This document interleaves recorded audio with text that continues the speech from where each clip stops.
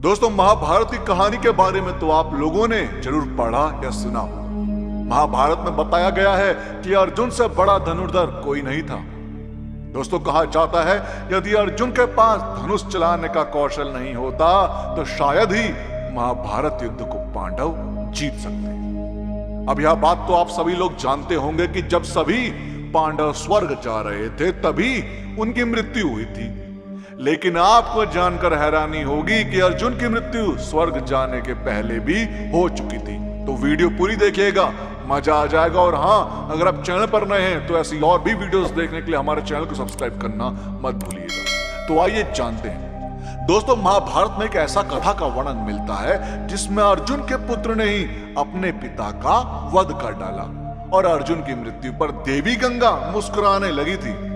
अब दोस्तों, कथा के अनुसार जब महाभारत का युद्ध खत्म हुआ तब युधिष्ठिर को हस्तिनापुर का राजा बना दिया गया और कुछ दिन पश्चात भगवान श्री कृष्ण के कहने पर युधिष्ठिर ने अश्व यज्ञ आरंभ किया और नियमानुसार यज्ञ को अर्जुन के नेतृत्व में छोड़ दिया गया।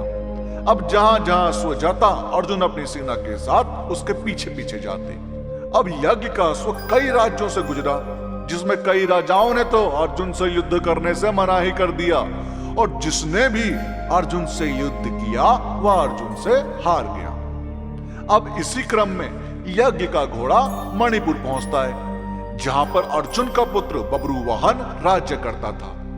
अब जब अर्जुन के पुत्र बब्रुवाहन को पता चलता है कि उसके पिता उसके राज्य में आए हैं तब वह अपने पिता के स्वागत के लिए राज्य की सीमा पर पहुंचता है।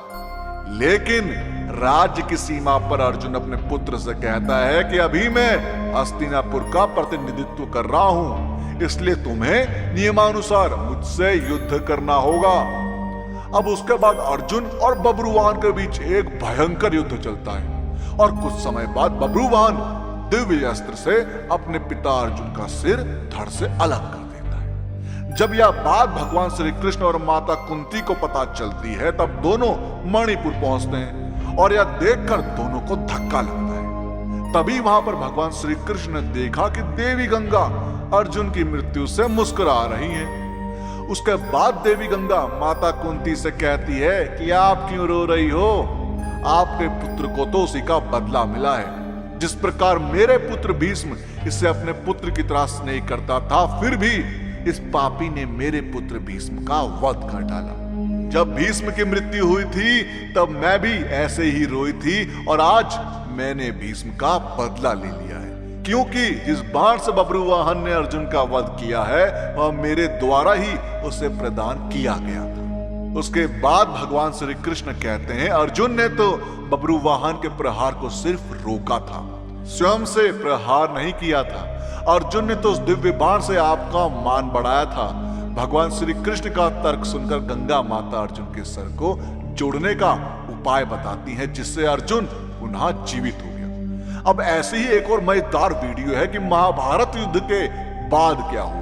यकीन मानिए, जानकर चौंक जाओगे। तो उस वीडियो को अभी क्लिक करके जरूर देखें। उस वीडियो का पार्ट 2 चाहिए हो तो कमेंट्स में पार्ट 2 जरूर लिखें और वीडियो पसंद आई हो तो लाइक करना मत भूलिएगा। हम आपको मिलते हैं अगली वीडियो में।